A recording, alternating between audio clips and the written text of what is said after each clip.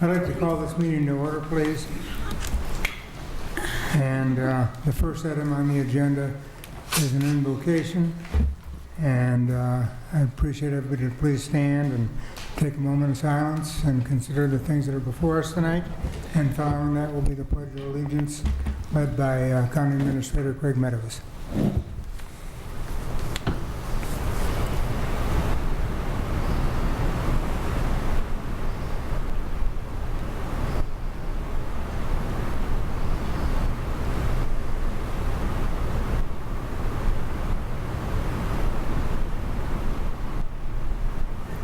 Let us pledge, please. I pledge allegiance to the flag of the United States of America and to the republic for which it stands, one nation, under God, indivisible, with liberty and justice for all. Thank you very much. Thank you. And sorry we're a little late this evening, but we had a visit with some of our delegates tonight that I feel went quite well. And the next item on the agenda is a presentation, and the first presentation is the National Association of Counties Achievement Award. Montgomery County has been awarded a 2012 NACO Achievement Award for 2 programs through the Montgomery County Floyd Regional Library entitled Southwest Virginia in the Civil War and Be Local. And somewhere Chair Politis, I believe they're down there on the podium for you to present. And I would like to present this to Ms. Paula Austin, if the board would please come down with me.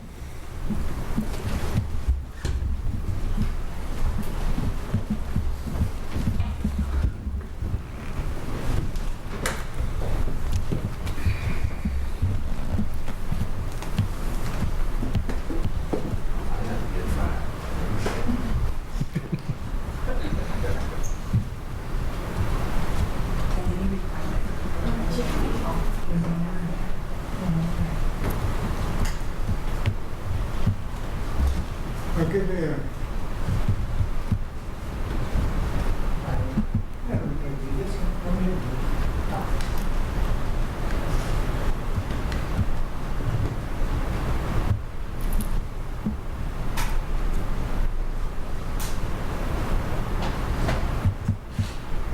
It's a great honor to give this Achievement Award winner.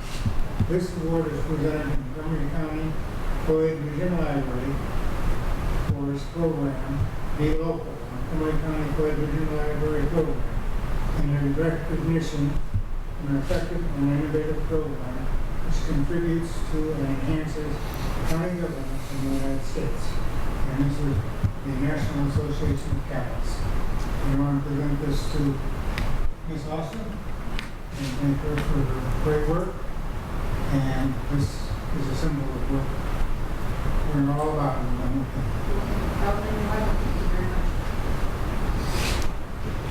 Then we have noon.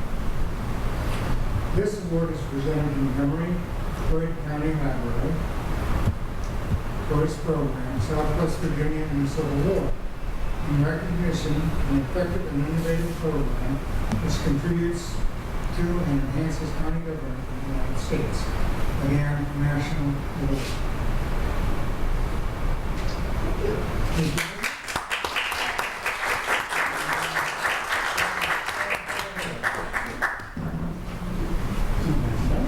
Congratulations. You want to kind of get in the middle and kind of scrunch up together? Kind of have to do it up at the side of the podium, but so you sing one next time you Do it for us.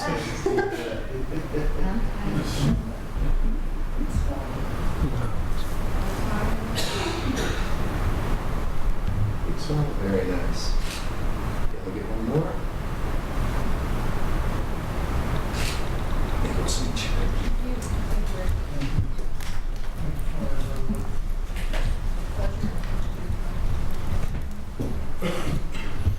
Keep up the good work, Paula. Make your remarks.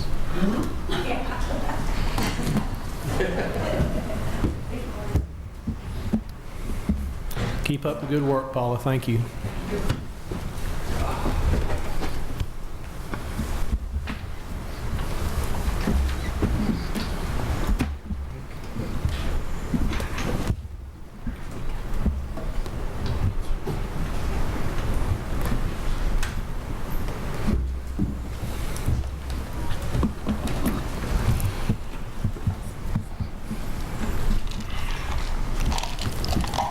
And our next item on the agenda is our delegation to the Virginia Department of Transportation. And with us tonight, who's going to lead off, is Mr. Kaywood. Thank you very much. Thank you. It's good to be here this evening, Mr. Chairman and members of the board. I'm going to hit some of this rather quickly because actually some of this you saw before the last time I was here, so I won't spend much time on the redundant slides, but I thought they were good just to paint a complete picture of our program as it stands today. The first slide is actually new, and I think it's pretty interesting. Typically, you think about our part of the state as not being where VDOT's construction activity is centered, but I think very shortly we will have the largest construction program in the Commonwealth here in our region. It may be the first time ever. It's certainly the first time that I can recall in my career with VDOT that we've had a program of the size that we have now. We're over $214 million, and what this is called balance to complete. So that's not the total value of the contracts, that's the total value that is yet to be done. And we break ground tomorrow on probably our largest project ever to date, which is the Route 58 bypass, about 8 more miles of that tomorrow. So that's about a $120 million project. So our program is very large and it's spread pretty evenly over our entire district. So just to give you a feel for how we stack up statewide. I'm going to go real quickly through the truck climbing lane slides. I really only have one important announcement on it, which is today, good Lord willing, was our last scheduled detour blast. So there should be no more. So hopefully no more rocks like this on the pavement. If there is additional blasting needed, that will most likely be done under a slow roll, and there will be smaller blasts associated with bridge work. Perhaps in the median or something, a boulder that is discovered under the subgrade. But today was our last production blast, so and it actually went pretty well. This is probably my second most favorite project in the district, which is where, since I have worked here, we've had the 2-lane, 4-lane road. And this project is underway. I know I presented it last time, so again, I'll move rather quickly, but we began spring of last year, and we've got about another year and a half to go. This is kind of neat. This is the real quick video of the old bridge meeting its demise, and I'll let it run here. It's got some sound.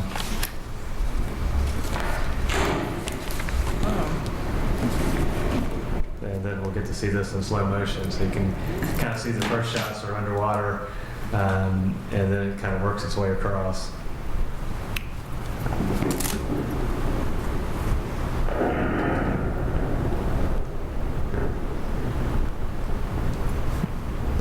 And this is actually our preferred method of taking down old bridges. You can see there's actually some protective barrier in the water. Get it down in large pieces instead of trying to put equipment in the water and break it apart. And just as another construction shot. This project actually almost could have been included in the underway construction because the contract has been awarded. This is the 114 project by the mall. The contractor is actually mobilizing out there now. I don't believe he's actually started work as of today, but work is imminent on this project.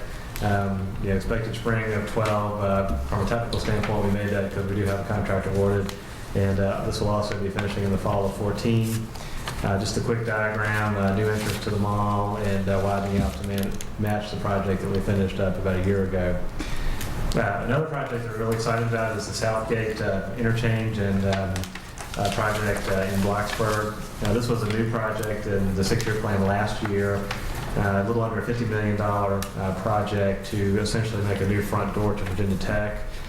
We have been actively meeting with our design contractor of a stakeholder group, including a number of representatives from the area. And one of our challenges is to coordinate this project with the work that the airport is doing with the runway extension project. We expect construction to start in 2015 and to be about a 2-year project. This is just another quick view of that project. I don't have a pointer, but you can see sort of to the upper left-hand corner of the screen the existing Southgate Drive. So we will be moving back to the east and you can also see how the road curves around the airport. Another important component of the project is it does provide access to Phase 2 of the Corporate Research Center, and gives Tech a lot of options with how they want to use the rest of their land that we're going to make available through moving the road to the east, because it opened up a lot of space to the west. Another project that we're working on is the improvements to Route 603. And this project is sort of early on in the design phase, and essentially we want to make this road so it can be used by trucks. We did hold a public hearing last spring. We're about a year and a half out from construction. That completion date may or may not be a little optimistic depending on the amount of blasting that's going to be needed, because that is one of the challenges on the project. To the, I guess, upper left-hand corner of the screen, we have some wet areas, which is sometimes you don't always think of in our part of the state, but then the real challenge on the project is the rock cut. If we had unlimited funds and resources, it'd be really nice to go straight through the mountain, either through a tunnel or just a cut, because your distance would be so short, but would be incredibly expensive. But where we got the water and the railroad, it's very tight, so we are going to be into a pretty heavy rock cut on this project. Another new project from the 6-year plan update last year is what is now Research Center Drive, used to be Ramble Road in Blacksburg. And this project is going to reconfigure that intersection and add turn lanes. It's kind of hard to see on this view, but essentially we're going to give a free right in and have a free right out, as well as a protected left out and a straight movement.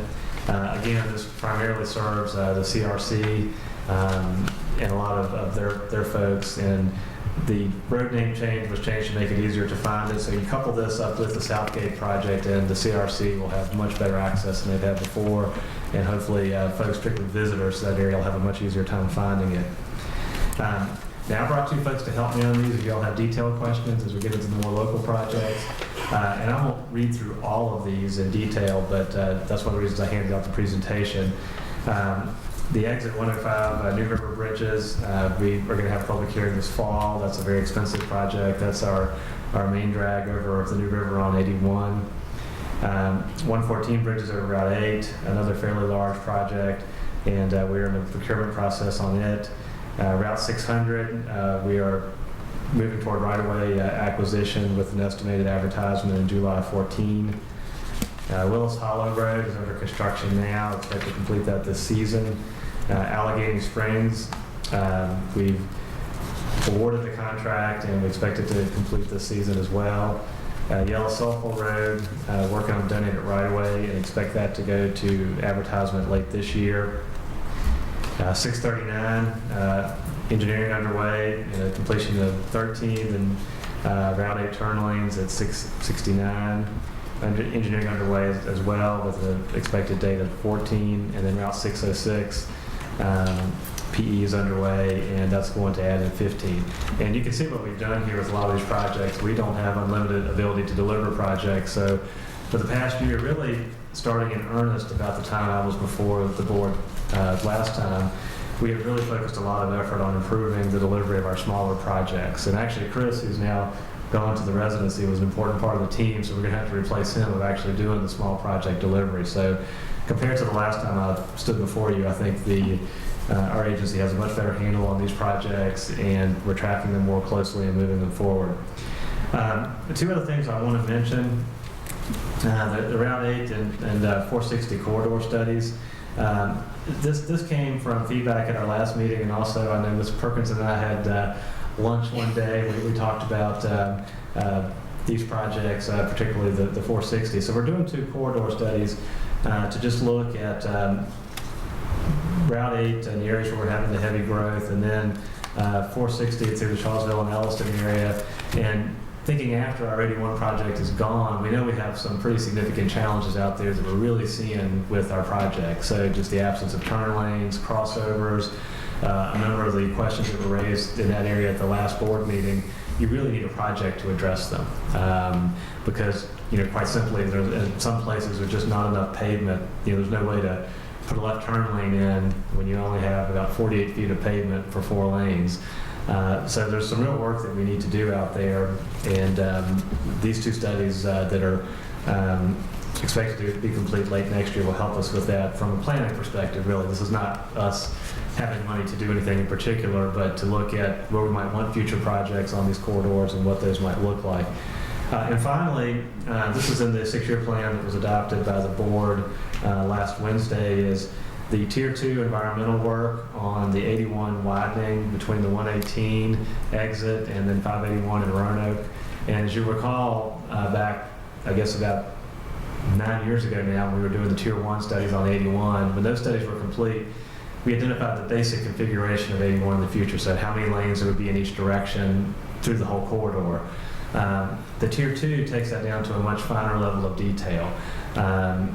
And this is really the final step that's required for your NEPA documents. So you need to look much more closely at more specific right-of-way impacts, water quality impacts, impacts to homes, businesses, things of that nature when you do the Tier 2 study. Typically, when we do a NEPA document, we just do it all at once. So in the case of 81, since it was such a big corridor, FHWA allowed us to break it into 2 steps, the Phase 1 and the Phase 2. And then for Phase 2, the whole corridor, I believe, is broken into it's either 7 or 9 pieces, so segments that are independent, so we don't have to do it all at once. And we worked with the Secretary's office to look at the 2 sections of greatest need, one being the section here in our area, I think the other was in the Winchester area, to start that Tier 2 effort. Again, this doesn't mean that anything is going to change on 81 overnight, but what it does mean is, for example, if let's say 2 or 3 years from now there was a desire to do some mainline widening between Roanoke and Christiansburg, we would have mapped out what needs to be done, the environmental process would be complete, and you could pick a project that would fit maybe whatever budget you might have available. Again, that's probably a long time coming, but this is a critical next step to making that happen. That's all that I really had to present tonight, and I just will close by saying this picture is actually real. It was from a cell phone, but again, and it's just totally by coincidence that the day I'm standing before you was the last blast day, but I think we did about 350 shots out there, give or take a few, so it was good that today went off without a hitch, and hopefully no more detours that have affected so many lives for so long. We're really glad they're over. But with that, I and my staff here will be happy to try to answer any questions that you have. Any questions of the board? Afraid to ask any. They'll have to put that big rock in your yard. Mr. Creed? Yeah, well, no, there we go. I did receive a letter back from you folks as to the problems in Charlottesville for turn lanes, and I was told, of course, it couldn't be done because it couldn't be done to spec. And it sounded like maybe that you and Annette have talked about some of these similar type things. If there was ever one needed anywhere, it's still the one there at Waldron subdivisions back in there. I'm telling you, there's a lot of elderly, about every house in there is elderly except for 2. And they need some relief from somewhere, whether it's, like I said, you know, they would be happy if they could just have a turn lane coming out, going left, and not be able to come back in that way. If they had to go past it and turn and come back, at least they'd have one way that they could go during the day and feel safe. They are absolutely, I don't know what is the correct word that would be the most, that they could be scared of their lives. And I know that the whole 460 is not up to specs, you know, the biggest portion of them. And there's a lot of them within 100 foot of each other if you want to go look. And I know Rex, I think, says 500 feet. But there is one within 50 foot of where they want to, 50 to 100 foot of where they would need to turn. But I would just beg you to go down there, and it's not going to affect me at all, but I've got some kinfolks in there, and I've got some very dear friends in there that I surely would hate to see them get killed. Yeah, I agree with that. And I actually spent quite a bit of time after the last meeting. I went and drove everywhere that a concern was indicated and quite a few other places.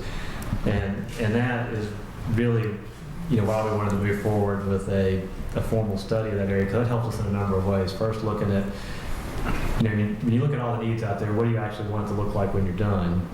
And it also helps us when we look at trying to get funding for projects, because anything that we're going to build, we have to compete really these days on a statewide basis for funding. And we also may identify some areas that we can use safety funds and other different types of funds. But as you saw on that very first slide, over the past few years, we have been very successful at getting projects in our region funded.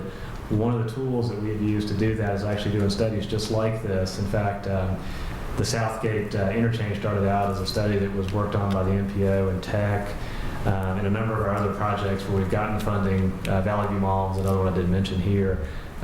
We started just in this way of looking at a segment, trying to identify some needs. Then we're able to, when we go to Richmond, we can lay out, well, these are all the needs we have, but for, say, $2 million or $1 million, we can do this. So I know it's not immediate relief, but again, just having dealt with all the issues during our 81 construction on that corridor, I spent a fair amount of time out there myself. I agree with the need, and we're doing the one thing that I have the money to do today, which is to go and do the study as a planning study.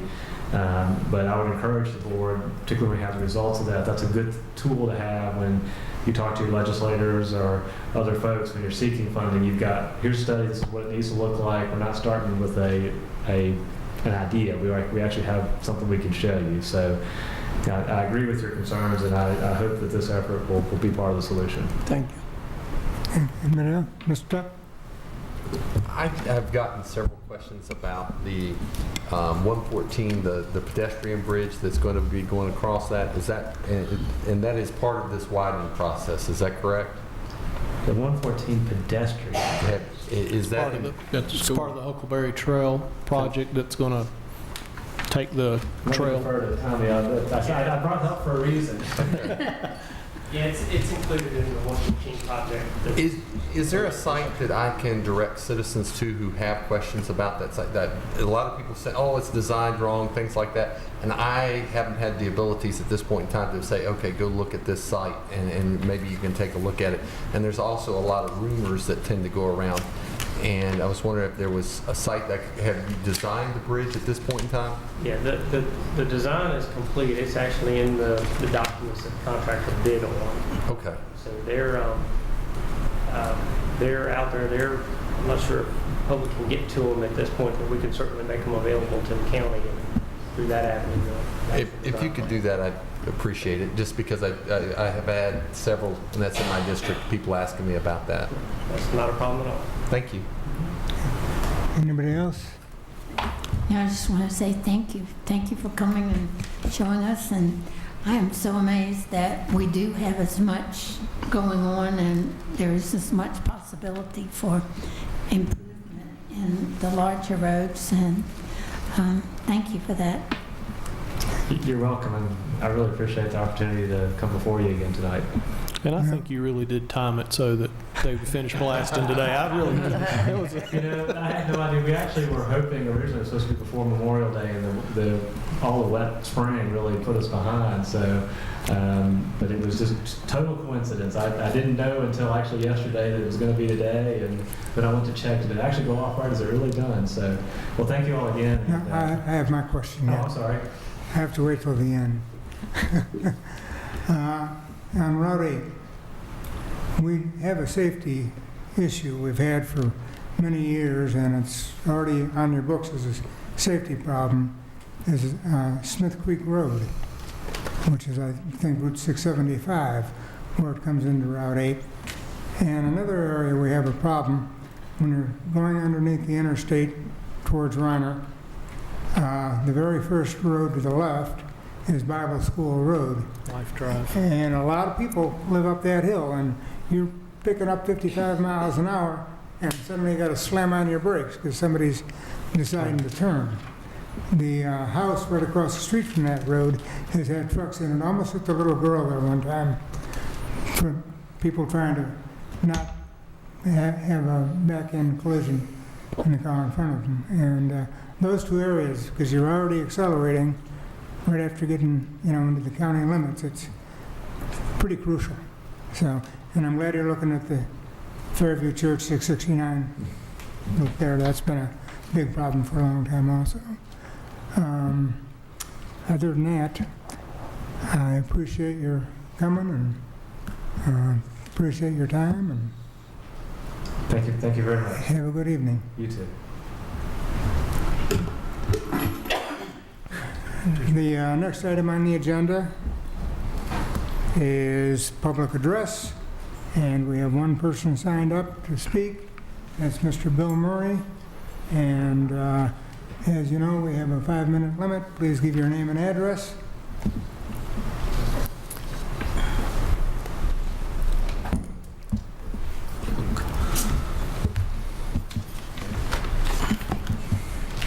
Good evening. My name is Bill Murray.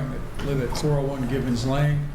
I'm here about an article in News Messenger. It says that schools request one-time monies, and the details are that the schools are requesting, again, money for building, $250,000 for building repair, $350,000 for new buses, $150,000 for technology. Each of those items, the schools have already come forward to the board for money, and we've given that money. My neighbors and I are wondering, where is it gone? I mean, they had a roof repair, they needed $1.1 million. They spent about $600,000. That money was not returned to the treasury or the county. So it's there for the technology. Or for the repairs. The technology money was rolled into a carryover from a previous year, so that money has already been allocated. The school buses, that is the biggest pain. There was $1.6 million allocated for new buses, then there was a line item in the budget for $800,000 for new buses. It's $2.4 million for new buses, an additional $350,000, that brings it up to $2.75 million. It's $3 million, and there's no buses been bought yet. Where's all this money going? And it's a little bit of transparency in where the money's going and some justification for those expenses. I don't mean just we need it, because it's important that this money gets to the end user, the students and the teachers, and it doesn't appear to be going there. It's going somewhere else. And I don't know, and I know there's an internal audit.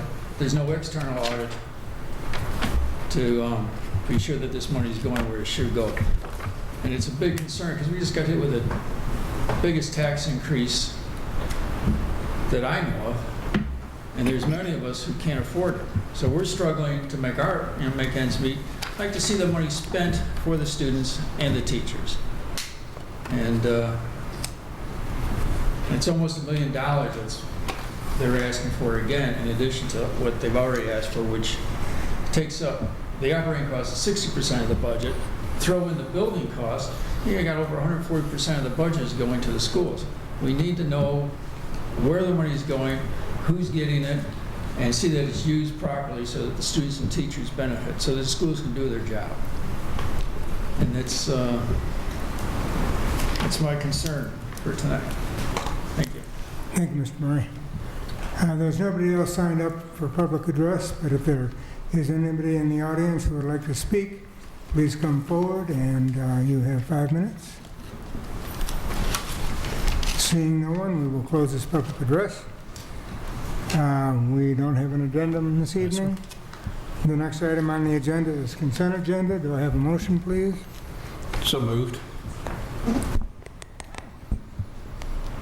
And a second? Second. Been moved and seconded. Any discussion on the consent agenda? Roll call, please. Mr. Creed? Aye. Ms. Perkins? Aye. Mr. Brown? Aye. Ms. Biggs? Aye. Mr. Tuck? Aye. Chair Palettis? Aye. 6 ayes. The next item on the agenda is old business, and the first item in old business is in an ordinance vacating a lot line and public utility and public drainage easement between lots 21 and 22 located in Phase 2 of the Luster's Mill subdivision, recorded in Plat Book 18, pages 50 through 53. Do I have a motion, please? So moved. Second. Been moved and seconded. Any discussion? I'd just like to know if that does what needs to be done. This thing has been hanging around for a long time through first one committee and then the other. Does it truly make the lot good? When I look at it, I see utilities look like on both sides of it, no matter where it goes. And a lot of drainage easements and different things. I just want to make sure that somebody tells me that has looked at it, that it will be a buildable lot now that everything has been done. Can anybody answer that? I don't think the issue, the way I understand it, the issue isn't that it's not buildable. The issue is the owner owns both those lots and they want to go ahead and go from 2 lots to 1 lot and get rid of the easement that cuts right through the middle, so that they could have 1 lot and then be able to build within that area. And I think that's the reason why they made the request. Not that it wasn't buildable to begin with, just so that the 2 lots could become 1 lot and not have an easement go down the middle of that 1 lot. And we checked and there was no utilities in there and no use and no public need that would make us think twice about not vacating. So if that is relieved from those lots, then that would be truly a buildable lot, then I guess. Yeah, well, their goal is to go from, they're going to go from 2 lots to one bigger lot. 1 bigger lot with no easements. No easement down the middle. Okay. Yes, sir. Okay, any other questions? Roll call, please. Mr. Brown? Aye. Ms. Biggs? Aye. Mr. Tuck? Aye. Mr. Creed? Aye. Ms. Perkins? Aye. Chair Paulettis? Aye. 6 ayes. And the next item on the agenda is to go into work session. Do I have a motion, please? So moved. Second. Been moved and seconded. Roll call, please. Ms. Biggs? Aye. Mr. Tuck? Aye. Mr. Creed? Aye. Ms. Perkins? Aye. Mr. Brown? Aye. Chair Paulettis? Aye. 7 ayes. And this work session is for the joinder study. And I would like to invite Mr. Higgins to, I believe he'll be starting, am I correct? We'll very much appreciate Jerry being with us this evening, especially since he's on vacation this week and he took time out of his vacation to come back and address us. So I owe you a couple of lunches, Jerry. Thank you. Compared to the issue and the work that's been put into this, the vacation doesn't matter, I promise. I do not have a presentation tonight. I'm here at the board's pleasure. I can give a little background. As the board's aware, we have had a work group that has been meeting for 6 months, 8 months. It's The latest work group, about 8 months, yeah. yeah, the latest work group, about 8 months to try to hammer out some of the issues related to the joinder study. As you're aware, the county and the members of the authority agreed on a buy-in amount a number of months ago. Also agreed to a term of years in that buy-in with an interest rate. Of course, there were a number of details to be worked out in this report that you have in front of you tonight. There is an executive summary in the front that is a very short executive summary. But basically, the rest of the document is all the engineering work that was done by Draper Aden in conjunction with the work group to try to determine the most efficient way to serve the county with a merged water authority. I guess at this point, the work group feels that the items discussed among the entities are in as final a shape as they're going to be. I know that the Water Authority Board has met and discussed this and accepted I don't know if that's the right word, accepted consented to the information. The Virginia Tech Board of Visitors has agreed to this. The town of Christiansburg has had a work session and called for a public hearing on the information, I believe. Is that correct, Jerry? That's correct. I don't know the date of the hearing, but I have it. Okay. And I know that Blacksburg has yet to have a work session, or Blacksburg had a work session. They just didn't call for a public hearing, did they? Technically, they just need to hold a public hearing. That's correct. Okay, that's what, and so what we're bringing to the board tonight is the opportunity to ask any questions or discuss any final issues related to the joinder.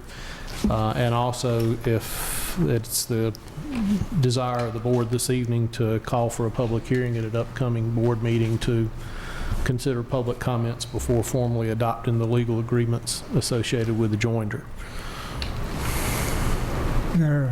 Mr. Creed? Yeah, if you have just one question. Has this completed, as we have it documented, been shared with our PSA director? And if so, do we have comments back from him? I know he has received copies of the agreements, and we have received comments back on those agreements.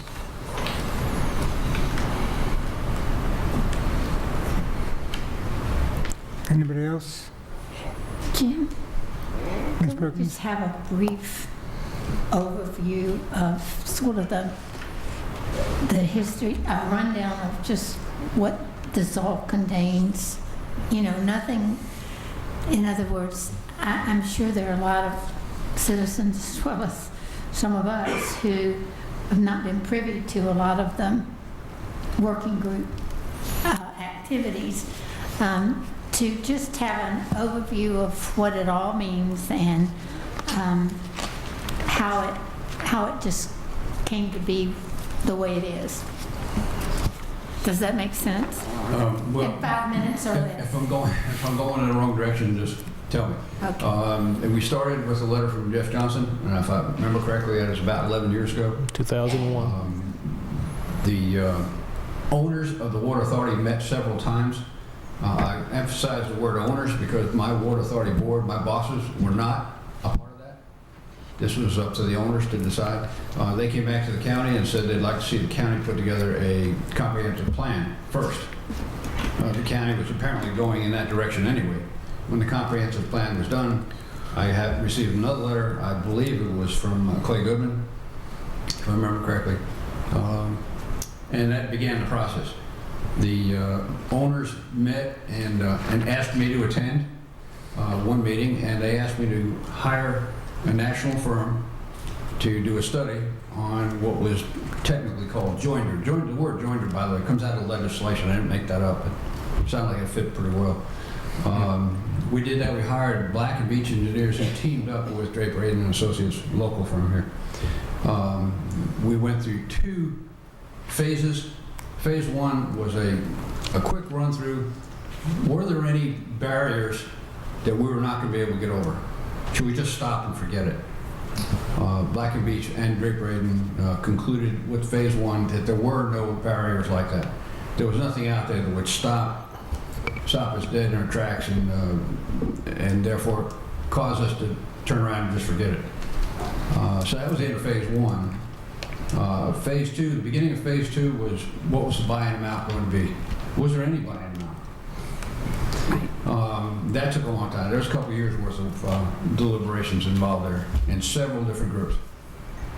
We settled on, I don't have a string of notes here in front of me, 1.3 million. 3 million and to be 2% interest over 40 years financed by the Water Authority. With that out of the way, the rest of the technical questions could be addressed. I asked Black and Beach to step aside, and we used Draper Aiden for the next phase of the study, and we've been working on that now diligently for almost a year, 8 months to a year. We've gone through virtually every technical question there is. We don't even know whether the questions are left. What else could somebody ask that we have not addressed?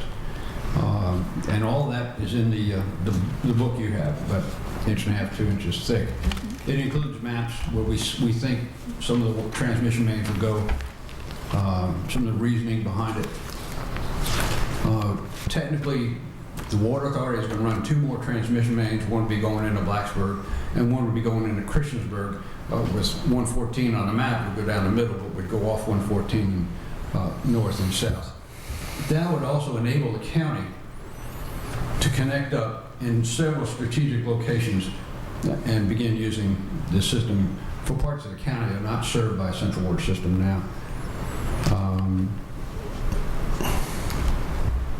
The financial end of it works out that we are not going to realize, and our present owners are not going to realize an increase in cost because of the joiner, because the county is joining. We were able, although we were putting in 2 new transmission mains, I was also able to eliminate 2 other projects that were essentially enlarging lines going down Route 114. If we're going to put in transmission mains going into Christiansburg, into Blacksburg, we don't need to enlarge in those lines. So there was a balance there, and it worked out in everybody's favor. Well, then I was going to add to that as well. That is one thing, as we got into this detailed engineering discussions that I think did come out to benefit the county, because at one point there was a lot of concern about, well, if the county's required to put in all these connected lines to the existing water authority, that was going to be quite expensive, and it's still going to be expensive. I'm not minimizing that, but we were able, through working with Draper Aden and working with the water authority, to identify some projects that actually benefit, they'll benefit the county, but they also are a tremendous benefit for the existing water authority members, which allowed that overall capital cost to be reduced somewhat. So that was, to me, one of the biggest win-wins out of the whole study. I think one of the observations I would make is that once the engineers, us engineers, were finished with the technical items, then the lawyers moved in. It appeared to be chaos at first. Sorry, Mark. But in fact, even the lawyers were satisfied with the way we were going. And as far as I know, like I said, we have pretty much everything covered.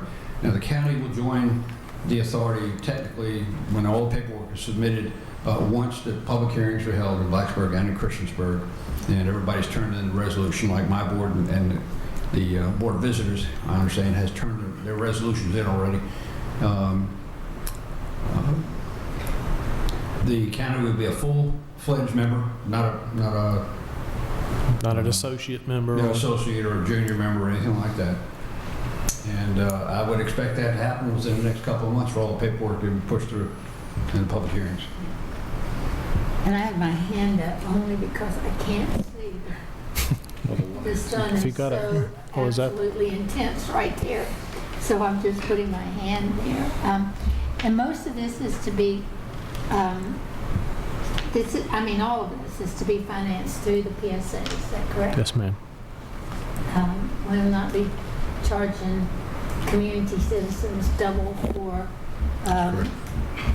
for joining the authority. So it's all through the PSA, and the customers to the PSA, yes, ma'am, and potential customers will be paying for this joint, this 1.3 million over 40 years. And as a matter of fact, I believe, and I'm looking to the chair of the PSA, I believe the PSA's already adjusted. The first year's in-house. Yep, we've already adjusted the rates to. We've already done it. Yes, ma'am. Right. So that money's being set aside. I cannot see. I'm sorry.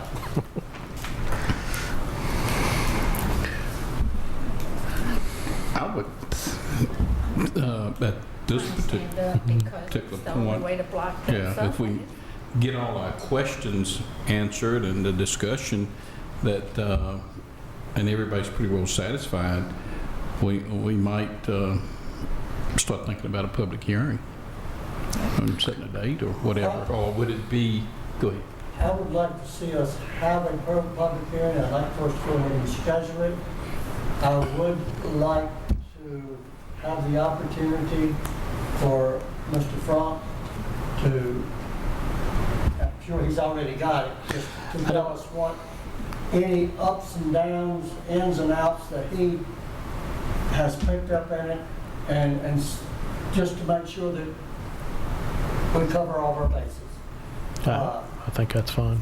I will say this gentleman standing at the podium knows more about it than probably anybody in this room or anybody that will ever be in. That's right.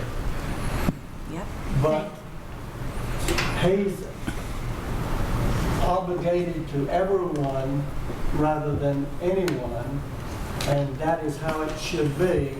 So, you know, I know he can tell us all of what's in here, but he's not going to tell us whether everything's in here that we should have or shouldn't have.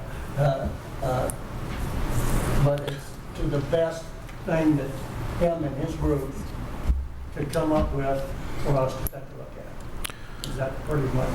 Yes, sir, I go along with that. Well, and I will. And we all, and I'll say this too, we all owe a great deal of gratitude to him. That's right. Because if it wasn't for him, it is my belief that we'd still be 3 years away, if at all. If at all. I'm not sure I deserve all that much credit, but thank you anyway.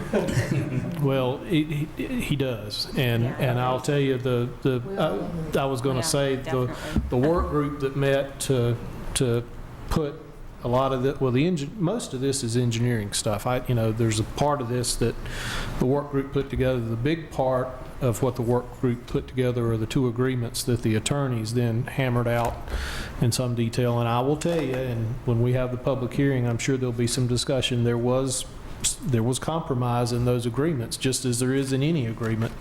I think. And let me ask this. Will copies of this be like in libraries and stuff that folks, we can certainly do that. general public people can come in, take a look at, maybe check it out for a day? Or What I would suggest, and I'm looking at Marty on this, is once we call for a public hearing, the two agreements that will be considered, we'll certainly make sure that those are available, because honestly, again, probably there's a portion of this that you'll want to spend time reading. The rest of it's maps and engineering, which it's important. Don't get me wrong. And that may be something that we could put in libraries and have 1 or 2 copies, and it's not to be checked out. That's to be used. Sure, we can certainly do that. That would seem feasible, maybe. You could also put it online, I think, where you could. We'll have it on the homepage. Yep. And I think one of the important things is that we, as a county, are looking toward a reliable, steady source for water for our citizens.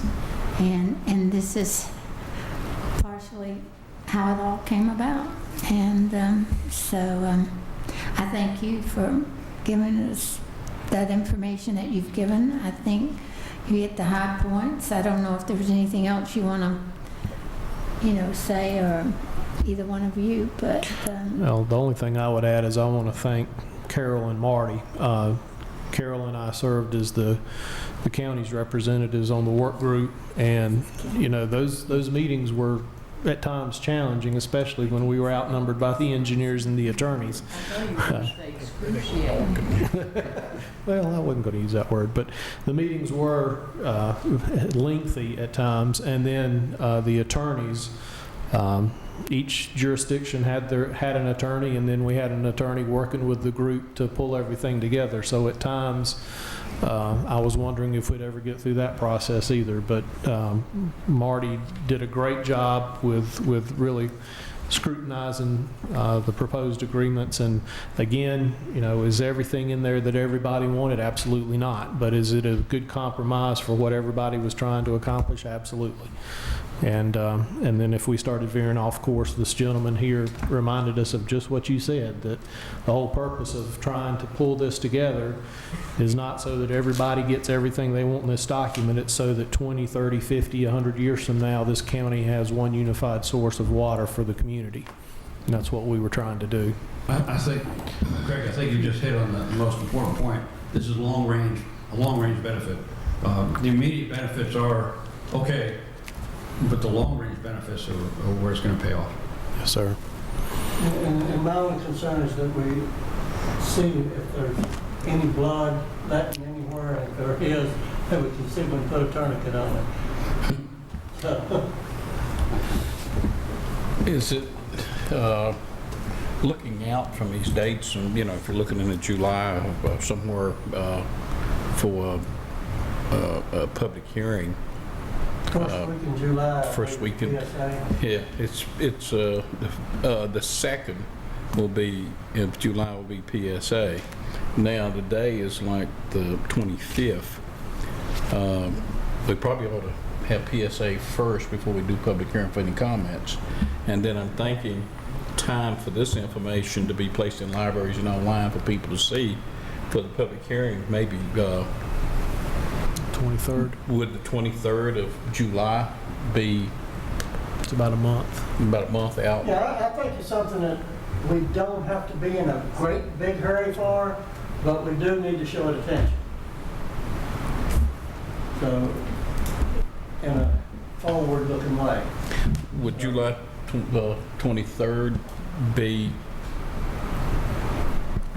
a good date for the public hearing? According to when we're gonna get these books. Oh, yeah, I'm here.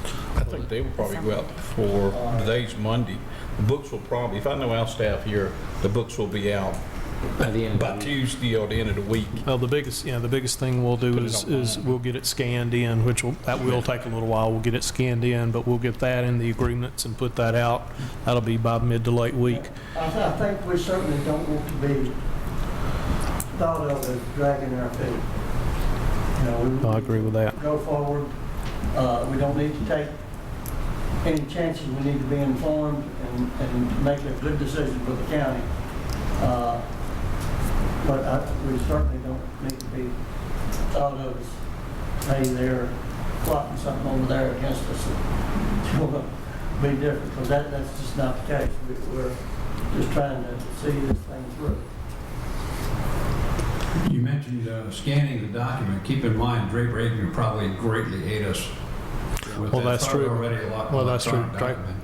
Right, and going back, Supervisor Creed, to a specific question, I don't know that Bob got this book, but he's seen everything in the book. I just don't know if he's got it like this, but I'll make sure he gets one. But you're exactly right. I think a lot of this is already in an electronic format. We just got to pull it together. And I think two things will help us along is that I'm sure Marty will write an article for the News Messenger, but if Ruth could put together some kind of public information shoot out to the press would probably be good to educate people Just that we have a just public something hearing. to tell people what Yeah, what's going on? a Georgia study is, and you know what it consists of, and that it's been going on for 3 years. No, 11. It's been going on longer than that. A little longer than 3 years. Well, we don't really want them to know how long it's been going on, because they think food service, it must be some kind of not real smart folks. well, the first paragraph of the executive summary says in 1957, so we'll More government runs slow. It's been serious for about 11 years. Yeah. well, Well, as someone, like, there's some other of us that have been involved the whole time. My comment is, I think it's good that it's taken a long time in a way, because, I mean, just look at this, at everything that was addressed. And I think the key is compromise, and I want to thank Jerry, because I think he was, personally, I think you were the catalyst that sort of brought everything together to make it sort of go on a smoother track. And I want to thank you for that. That's a skill that was needed, and I think that really helped to get us where we are now. And what I keep thinking in my mind is 2012. And there should be all of us working together, the members working together, so that we can provide what's needed, water, for our citizens. That's what it all comes down to.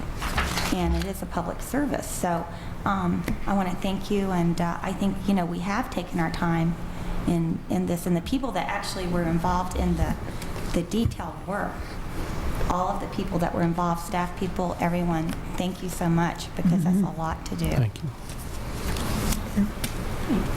Anybody else? Anybody have anything wrong with those dates? I'll be here. I will not be here for the PSA meeting, which is the Monday. The second. Second. I'm will be in Georgia at the time. But I did want to disclose while Mr. Higgins was here a couple months ago, as I own part of a corporation that made an offer to the Water Authority for a free easement to encourage them to go through the Walton area. It looks like they're going to go through Vicar, but I felt I needed to at least disclose that at this point in time that I had made that offer. And I can't remember the exact date, but I would say it's probably been 2 or 3 months ago that we had that conversation. That being said, even if it's going through Vicar and not through Walton, I'm 100% in favor of the joinder, and I think that we need to move on forward with it as soon as possible. And I'll just say, I'm glad it's coming to an end. I, along with Mary and Ms. Perkins and Gary, have been involved with it almost since the inception of it, and it's been I thank you very much, because you really, as everybody has said before me, been the catalyst to keep this probably smooth. Okay. Thank you. Actually, on the ground, I haven't been a participant. And you can get back on the plane now and go finish your vacation in Alaska. I know you just took a real quick trip back here from there. One other quick comment. Jerry, I know we've given you a lot of accolades, but we also want to thank the other players and the other owners of this thing too, because it took those players as well as the work group to cause this thing to come together. So I want to thank, the other members, the town of Christiansburg, town of Blacksburg, and Tech, to encourage this thing to happen, as well as the work. If you don't mind, I'll expand on that. When we had a work group put together for the buy-in amount, right, numerous members of that work group had not been involved in this at all, and it was the potential to go any direction you can imagine. They did a bang-up job. They got focused on it, even though it was something we're not familiar with. I'm thinking about town council members from both towns. They weren't sure what they were getting involved in initially, and they did a great job. I was pleased to see that. I was proud of them. That's good. It goes along with exactly what you're saying. If there's nothing else, again, we thank you very much, Mr. Higgins, and enjoy the rest of your vacation. Thank you very much. Thank you so much, Jerry. All right. Next item is to go out of work session. Do I have a motion, please? Second. Moved and seconded. Roll call, please. Mr. Tuck? Aye. Mr. Creed? Aye. Ms. Perkins? Aye. Mr. Brown? Aye. Ms. Biggs? Aye. Chair Gillettes? Aye. 6 ayes.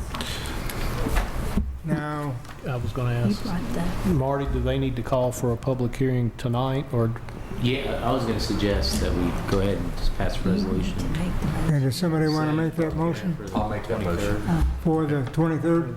For the 23rd, the public hearing to take place in regards to the joinder study. Second. Been moved and seconded. Any further discussion? Roll call, please. Okay. Ms. Perkins? Aye. Mr. Brown? Aye. Ms. Biggs? Aye. Mr. Tuck? Aye. Mr. Creed? Aye. Chair Gillettes? Aye. 6 ayes. Mr. Chairman, one more person I wanted to acknowledge tonight too, and that's Rick DeSalvo with Draper Aiden. Yeah. Rick and I have had quite a few evening, weekend, morning cell phone calls with each other because Jerry has certainly been the quarterback in trying to keep all this moving, but Rick has been the detailed guy trying to keep the attorneys straight, keep the engineers straight, keep everybody moving forward, and Rick deserves a lot of credit too. He's done a great job, so I wanted to acknowledge he and Gary McCollum that works with Rick both did a great job with this.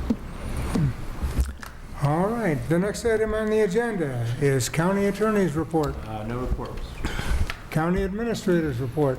Thank you, Mr. Chairman. Just two quick items. I started to pass these out during Richard Kaywood's time, but we did get notification from VDOT this week about our revenue sharing projects and enhancement projects. Bring that up. Yep. If you flip over to the attachment to the letter, I wanted first to point out to you that the town of Blacksburg got several revenue-sharing projects that are related to the old Blacksburg Middle School property and related to the new Blacksburg High School property. They had requested matching funds for some of the work to be done as part of the master plan for the old middle school and also for road improvements at the new high school. And so they received funding to cover those, which is certainly a benefit to keeping those projects moving forward. Then also you will see under Montgomery County, which is on the second page of the attachment, third page total, that we received funding of $642,500 for the Meadow Creek Road realignment and $2,887,500 for the Baines Chapel Road connector and roundabout. So the money for those projects at the Tyler Road area were included. So we will be having some discussions on how to keep those moving forward in the months ahead. And I think we were, Steve, do you know if the developers have been made aware of this yet, or? I was told today, I got a call from Steve Hagen's office. Okay, so they know. So they know, yeah. Okay. Very good. So we'll be having some further discussion. The last page of the attachment, also, we just wanted to point out to you that we, the county works with the town of Christiansburg to obtain funding for continuing the Huckleberry Trail project, and we received an additional $150,000. We basically serve as a pass-through agency for that money that goes to the town for work on the Huckleberry Trail project. So did quite well with the projects, and we'll try to keep those all moving ahead. Two other things I wanted to mention just briefly. I'd like to ask the board, if they will, to hold Monday, July 30th open on your calendar. As you know, we've tried to come up with a time for an extended work session for several months, and it looks like right now, unless somebody had something land on their calendar that I'm not aware of, that Monday, July 30th is going to be a good day to try to have a day-long work session to talk about updating our vision and mission objectives, and also beginning to have some discussion on capital projects. So, yes, sir. I think you had, I think what I'd put in like this, I don't know if it was confirmed, I think we had originally from like 4 to 9 on the 16th and 4 to 9 on the 30th. Now we're going to nix the 16th. Thank you. And make it all on the 30th. Yes, sir. We did have one conflict on the 16th, and I've talked to the board chair, and I just feel it's very important that, if at all possible, everybody can be here for that entire day. I just think it's important as a board for you to have that time together. So we're going to shoot for the 30th. I'll get more. Start an hour day. I'd love to start about 8:30 or 9. And then 9 sounds real good. I had marked off from 4. Okay. Tonight. I've got to recheck my calendar because Okay. I was expecting from 4 to 9. I'm sorry. That's Okay. okay. And I will try to contact you first thing tomorrow. Thank you. 9 Thank you. sounds I'm good sorry, to me, because Gary. we did talk about 2 half-days, but then in trying to work with everybody, it looked like one whole day was going to work I'll do better. everything. And I don't have any jury trial set, anything that would be, and I think I'll be able to move anything that's set on that day. Thank you. Craig, we had a little debate here and talking about, we think 9 sounds really, I mean, just wonderful, don't it? I know. On the 30th. Okay. I was going to start at 5 in the morning. I don't know about you guys. Well, whatever Actually, time you it's get just- here, we'll be sure to have some coffee. So. You shouldn't say that because some of us come in at 11:30. Well, the coffee will it's be a gone at little- 11:30. I tell you what, I may bring breakfast. Right, well, We need somebody from Blacksburg to bring breakfast, because we need to have I Carol was Lee. thinking, No, I'm talking about eggs that been raised on my little farm, and maybe, Yeah. a little spinach to go with that. Maybe, I'm not afraid to admit that I eat quiche.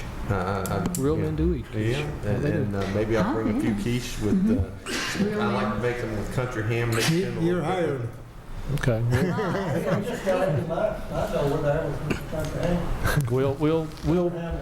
We'll work out the details. Sounds like we've already got the catering lined up. So Yeah, I'm ready for a you whole only been about a year or so getting.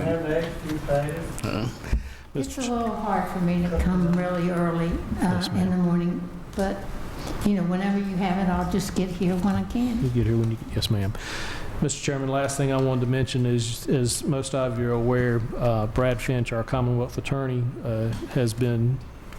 will be moving up to a judge position, and his swearing in as the newest juvenile domestic court judge is this Friday at 3 o'clock at the courthouse. And I know a lot of us are going to try to attend that, but I wanted to make you aware that's Friday at 3 o'clock for Brad. So look forward to congratulating him and working with Mary in the interim, and then I guess She's being sworn in, I think, Same day. Same day. okay. Yeah. Good. And then I guess have they determined an election for? We're waiting on, we can't do a petition to set for a special election until one of two things happen. Either he steps out of office, which would be the end of this month, or we get a letter stating he'll resign at the end of the month. So we haven't got the letter yet. So what we'll probably have is soon this board will have to pass a resolution authorizing me to file a petition seeking the circuit court to set a special election, which will be the general election in November. Okay. Mr. Chairman, that's all I've got. All right, Supervisor Tuck. A couple of things. The Planning Commission met, and Miss Disney, Pug Wells' daughter, attended her first meeting. And a couple of things were discussed. One of them was gravel parking. Periodically, before my time, that has come up, whether it was a bus company, but also there's been some construction companies or companies that work on bulldozers and things like that, and when they take them off those trucks, it tears up pavement, and it's just not practical, and so they're looking for a lot of different solutions. I'm hoping that they'll adopt an ordinance similar to Roanoke County and put forth, which is allow parks and rec to have gravel parking lots, and so that's been, and they're still working through that process. As you all know, that we now have 2 vacancies, one for E and one open to the entire county. So if you've got some good people, I've seen the advertisements in the paper. Anybody interested, one person has contacted me about being at large. Those are the main things that were discussed at the Planning Commission. I also, that night, I was running back and forth. I went before the library board to discuss trying to utilize satellite sites for the 3 libraries and providing some of the funds from the library general fund, and to be able to pay for 3 additional computers, 3 carrels, and also some money per year for each one of the additional libraries to be spent to allow our citizens to have more access to the legal system if possible. And I think that went fairly well. There's still some details I need to work out and some information I need to get from Marty, but I'll be going back before the library board with that. Thank you. Mr. Brown? No report. Supervisor Biggs? Yes, in regards to the library board, one of the questions that came up after Mr. Tuck had gone to the Planning Commission and was asked, and I asked Craig earlier to find this out, in the new courthouse, one of the trustees asked, well, if you're going to have a new courthouse, surely you're going to have a larger space for your law library. So how is that going to be? Because it sounded like during the discussion that the law library is really not very accessible to citizens, and you have to go through a judge's secretary to unlock a door to go to. And the question was raised, well, why couldn't in the new courthouse, since it was going to be a new building and probably have a bigger space, why couldn't it be made more accessible to citizens? And whose responsibility was it to, keep it open and also to keep the information updated?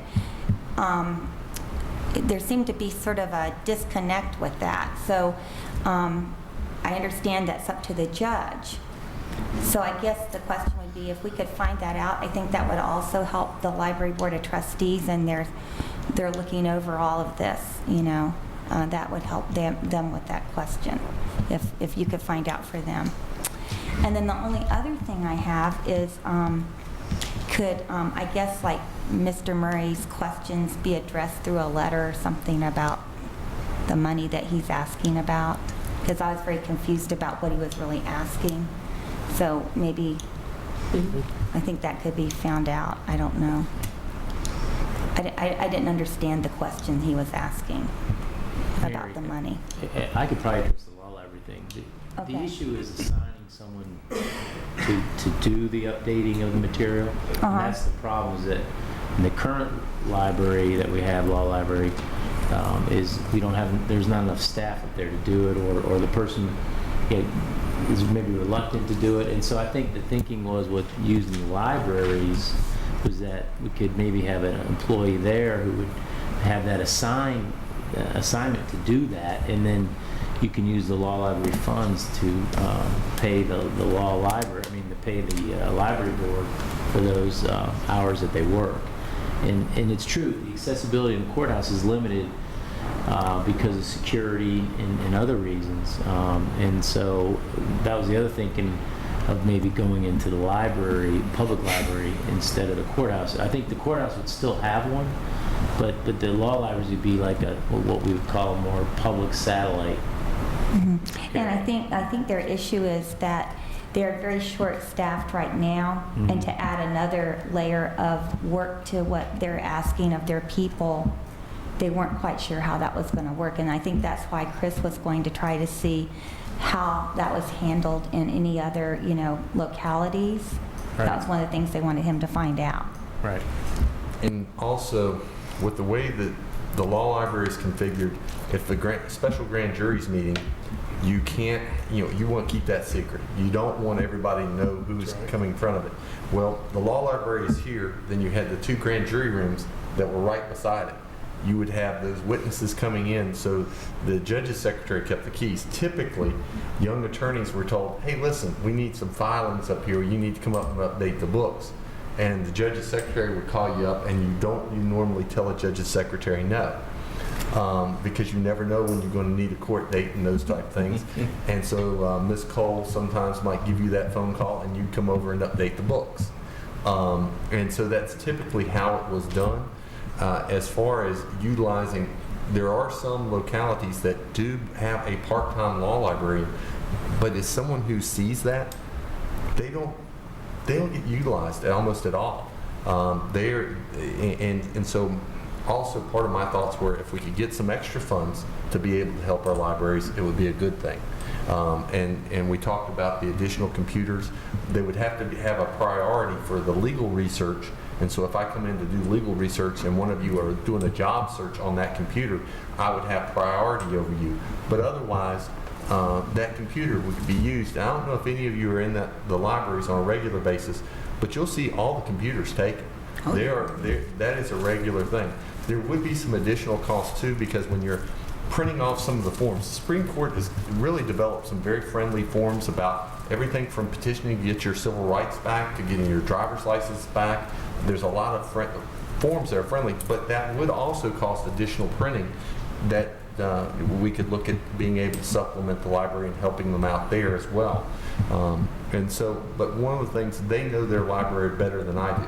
I know that there's these law library funds, and so if they don't believe that they can handle additional work, I understand that, and maybe we'll look for some different answers. But at the same time, if I can get them 3 more computers and get them $6,000 additional in a year, that's pretty good for me as well. But we'll still need to get some information. Marty's got the names of some of the counties that are utilizing it. I'll try to contact their library and see how things are going and if it's been a workable situation. Okay. Ms. Perkins. No report. I do want to say, again, thank you for all the people who were involved in the Joinder study, and also to say it's hard to believe that it's really coming to fruition. I know for you all who worked on it so hard, you probably feel more like that than I do, but again, thank you. I think it's going to be a great benefit to our citizens, and so, and then I guess I do have a report after all. The only thing is I attended the DSS board again, and I'm totally amazed at the work that's done there. And particularly for the foster parent program. They have a wonderful, wonderful program. They have called it Pride, where they train foster families. And I had just really an unsolicited comment about that. One young person, a mother, said that she had participated in it, and as far as she was concerned, it was the best training and she works too in a community, best training she'd ever had in any program she'd been in. And she said that she just couldn't wait to go back to the meetings because they were beneficial, plus she just learned a great deal about care and consideration and what goes on with foster parents.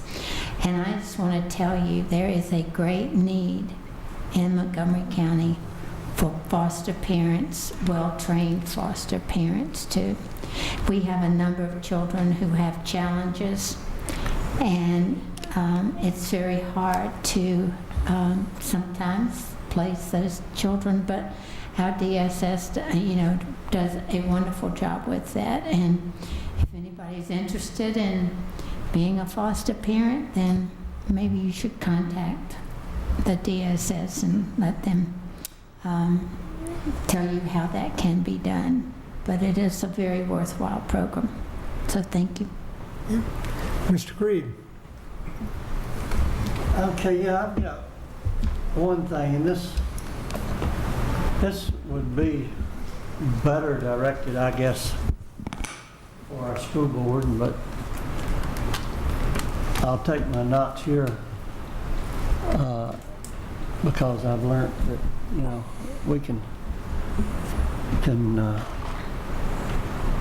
agree and disagree and still be okay when we leave. But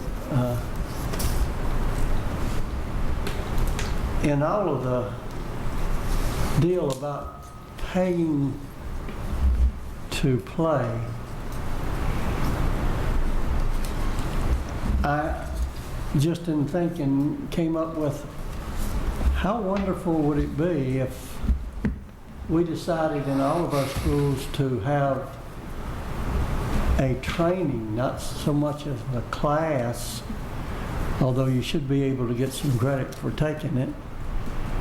And that training would be on how to become a referee or an umpire or a judge.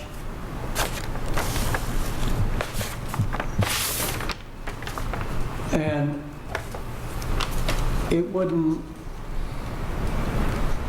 be something that maybe for the first semester you could get into, but after just a very small amount of training, you should be able to put someone on a football field that is a line judge that can tell where that's at without getting in any problems. I would say that if we could have it to where that nobody would referee or umpire or whatever it may be at their own school, so they would have to travel some, of which there would be some small cost, but the dollars that could be saved from having 4 or 6 or whatever umpires we've got for a football game to half that many on stuff that absolutely any junior or senior in high school could do that really wanted to do it. And the fact is, we would open the door to those young folks to a job for the rest of their life. And it would be up to them as to how much and how far they wanted to take it. A real good referee for a pro team will make $1 million a year. There's not a lot of jobs, not a lot of professions that they can get into where the possibility is that they can make $1 million a year. And they don't have to go and be a pro team. They could go into college, in which probably about half that much would be the very best of the best. But there's always the others that get caught into it. We are sitting here with young folks that would love to do something like that, but have absolutely no idea how they can get into it. And to get them some training, and then to have them tutored by some folks who call these games of different types for a short spell would be something they could take into college with them and be way ahead of anyone else that wanted to get into that profession. Because I know nowhere that anyone is training anybody for these jobs of being a referee or an umpire or a judge for line judge or whatever for tennis or it can even get into running, you know, things that people have to do in order to make sure there's no fouls going on. You know, runners have gotten to where that, you know, they foul along the way too. But I just would like to see if we couldn't encourage our county to come up with something like that and see if it doesn't work. And give some of these kids an opportunity to have something that no one else has got when they get ready for college. Mr. Creed, I understand exactly what you're saying, because as the older people transition out, younger people need to be able to transition in. But if you're talking about these young officials maybe refereeing high school football games and basketball games and things like that, I'll attend a lot of high school basketball games and football games and so forth all over this county and all over this area. But for a young person, 17 years of age, out there, it is a tremendous amount of pressure. It's a tremendous amount of pressure on an adult, a seasoned adult when they're out there. But when you get 50% of the people yelling at the ref that he or she made a bad call and so forth like that, it would be pretty difficult for, even in our recreation leagues, we have people, parents who challenge referees. Sometimes deputies have to come and escort those people off the premises because of some call and things like this. Now, I'm not saying having an apprenticeship program wouldn't be good, but for those people to step up and be a line judge or something like that, it would be a tremendous amount of pressure on a young person. I mean, if I were 21 years old and a seasoned man, some of that stuff I wouldn't want out there. In my time as a police officer, we've had to take police cars on the football field to put the officials in to get them off the field. That's when Blacksburg played Rapid one night, because all the fans was there after the officials. And I agree to a lot of that, but usually we know which games are going to be high friction games.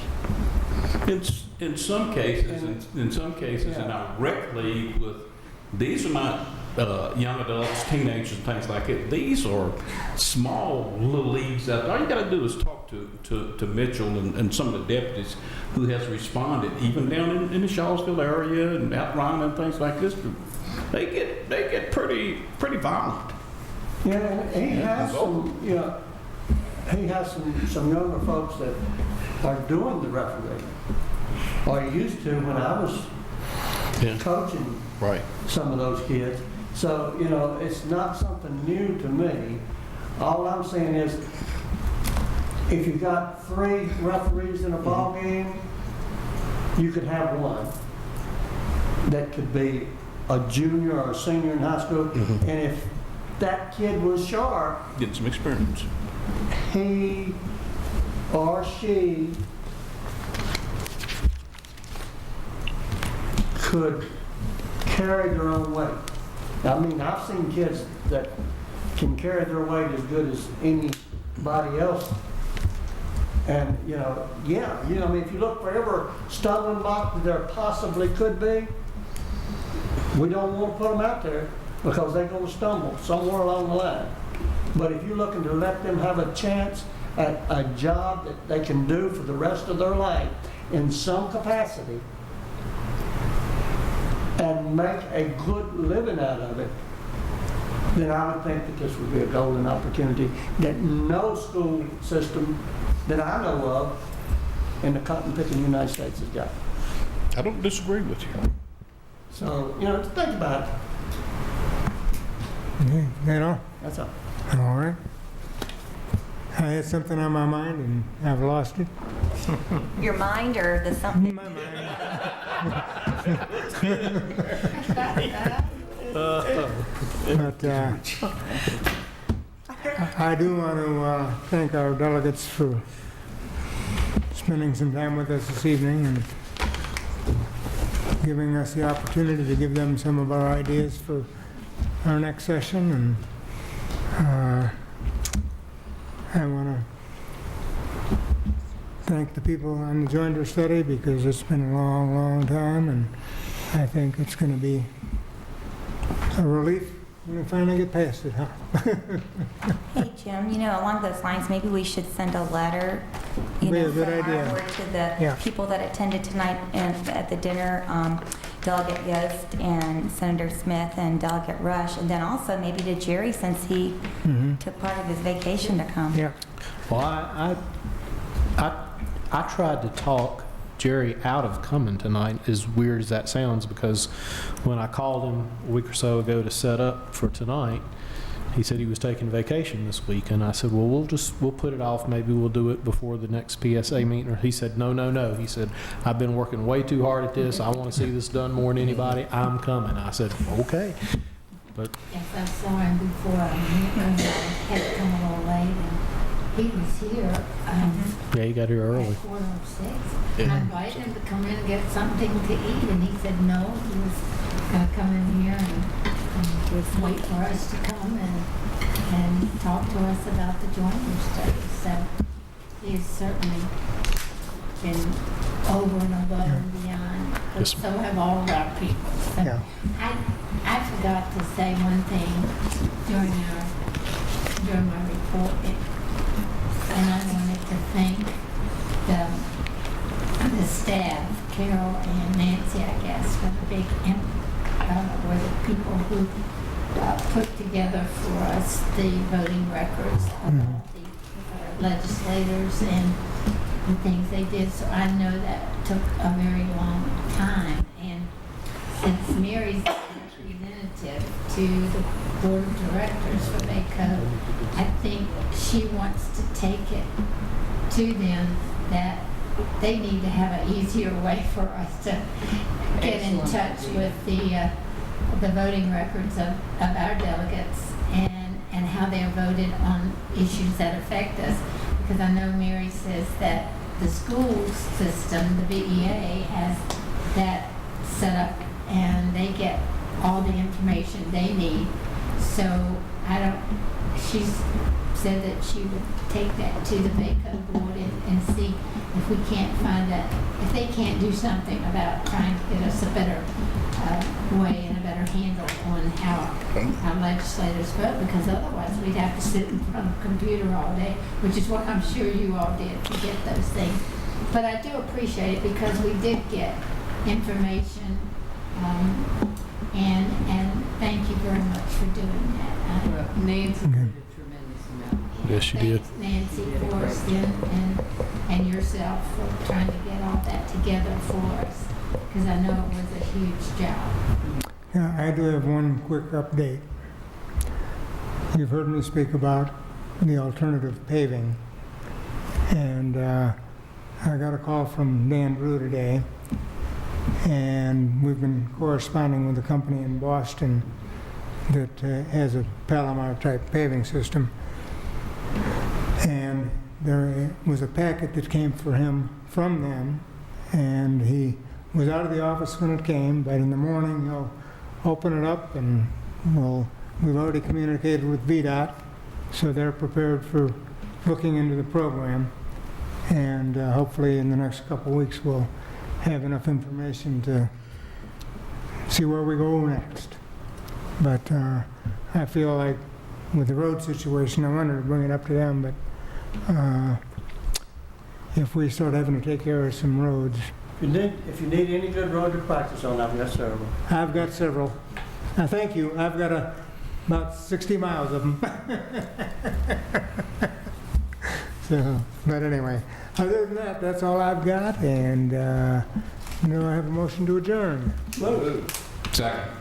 Been moved and seconded. Roll call, please. Mr. Creed. Aye. Ms. Perkins. Aye. Mr. Brown. Aye. Ms. Biggs. Aye. Mr. Tuck. Aye. Chair Palutis. Aye. 6 ayes. One of these days. I was going to tell you guys